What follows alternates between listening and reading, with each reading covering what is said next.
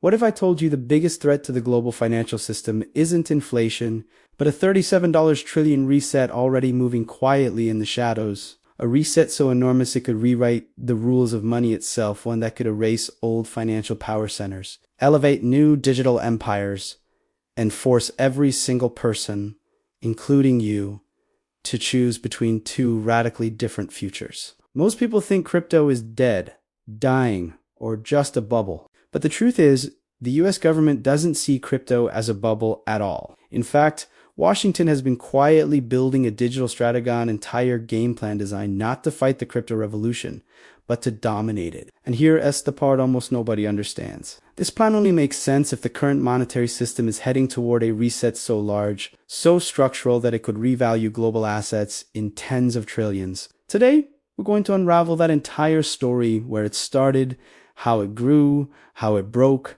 and what the US is secretly preparing for next. This is not a prediction or a speculation. And when you finally understand the pattern, you will never look at money the same way again. To understand why a $37 trillion crypto reset is even possible, you first need to understand the nature of money not as a tool, not even as a technology, but as a weapon used by nations, presidents, banks, corporations, and now blockchains. But this story doesn't start with Bitcoin or Ethereum. Countries were rebuilding, trade was collapsing, confidence was gone. So global leaders made a decision that changed everything.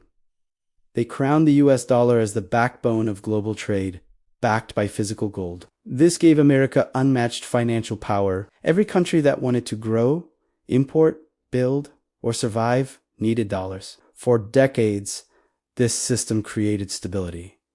But in 1971, everything changed. President Richard Nixon shocked the world by cutting the dollar as a linky to gold. Suddenly, money had no physical anchor. For the first time in history, the global reserve currency became a pure belief system. Money could be created with a signature, debt could expand without limit, and the US could finance virtually anything from wars to welfare without raising taxes. This decision unlocked a new version of the global system, one built on expanding debt, infinite dollars, and trust that the system would never collapse. But infinite systems always hit a limit.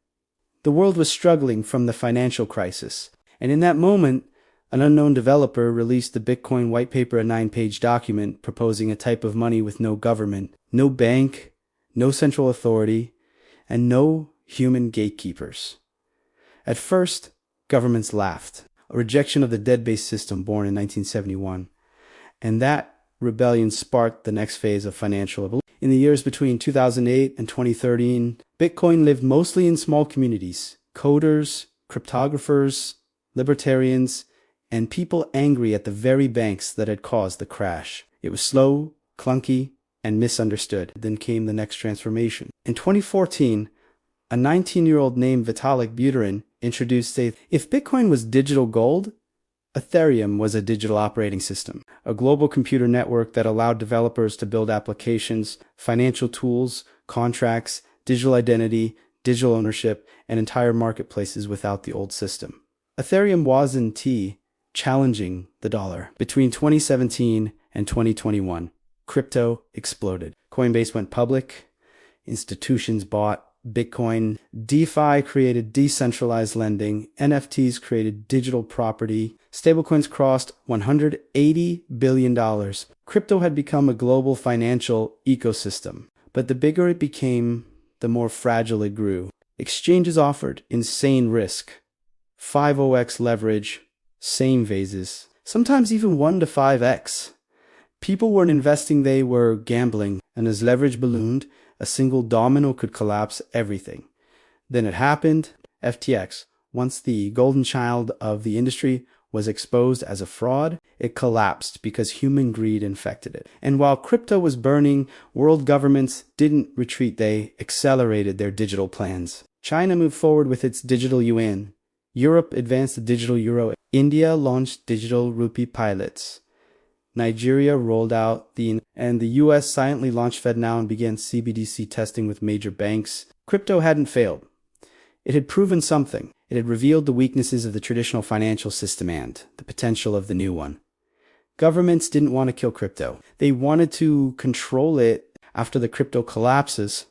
Everyone tried to fix the system. Congress debated regulation but passed nothing meaningful. Exchanges improved transparency, but the structural risks remained. Banks tried integrating crypto, but government restrictions tightened. Stablecoins were supposed to be the bridge, but without consistent oversight, they became ticking time bombs. Every attempted fix failed. And with each failure, it became clear the world needs a new financial system. But no one agrees on what it should be except one player, the United States. It wants to reshape it. And to do that, it must control the rails, the liquidity, the rules, the threats, the narrative, and the transition.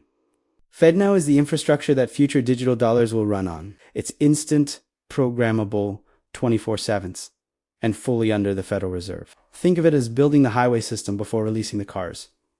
Next is liquidity. Crypto reached the $3 trillion market cap at its peak, but the real number hiding behind the reset is much bigger. If real-world asset stocks, bonds, real estate, commodities become tokenized, analysts estimate a market between $30 trillion and $37 trillion. That is not just crypto. That is the global financial system migrating onto blockchain rails. The US wants that migration happening under its supervision, not China's, not Europe's, not anyone else's. Then comes control of the rules. People think the US is late to crypto regulation, but delay is a strategy. By waiting, the US watched other countries make mistakes, expose risks, and lose leverage. Now, the US can set global standards when it chooses because everyone else needs access to American markets and custody services. Control the rules, and you control the system. Any crypto project that challenges US financial dominance gets targeted. Meanwhile, Bitcoin ETFs were approved. Ethereum ETFs were approved. Why? Because institutional crypto strengthens the dollar. Decentralized, uncontrollable systems threaten it. So the US promotes one side and pressures the other. The next step is controlling the narrative.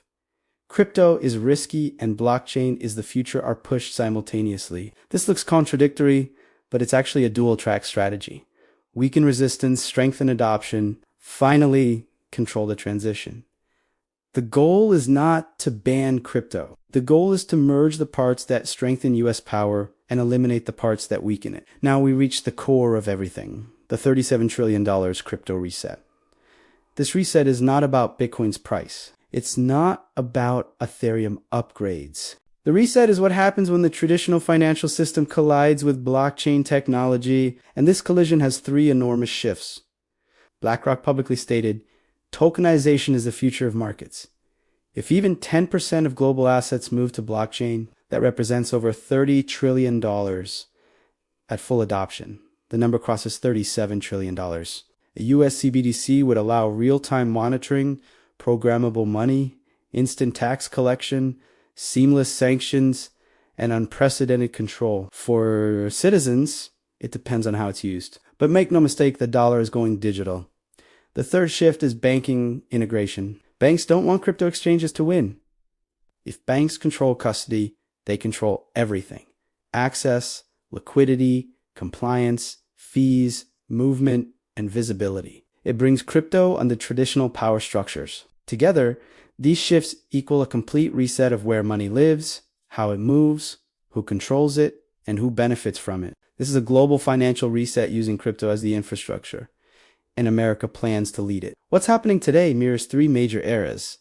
The 1971 shift away from gold, which centralized power, the 1990s internet revolution, which everyone underestimated, and the 2008 financial crisis, which destroyed trust and accidentally birthed Bitcoin. The same forces are at play now. Inflation, rising debt, lost trust, broken systems, and disruptive technology. Crypto isn't the end, it's the evolution. In the first, governments dominate. Ethereum becomes digital infrastructure. The third future is the darkest. A fragmented digital world and global money fractured into competing systems. If you remember nothing else from this story, remember three things. First, the reset is bigger than crypto. This is a transformation of currency, banking, regulation, global power, liquidity, and ownership. Crypto is only the spark. The explosion is the transition to fully digital finance. Everything from FedNow to ETFs to selective regulation is part of a strategic timeline. If real-world assets become tokenized then, we are about to witness the largest financial migration in human history. Not a bubble. Not speculation. A restructuring. Every financial revolution produces winners and losers, gold winners, oil winners, internet winners, AI winners, and now digital finance winners.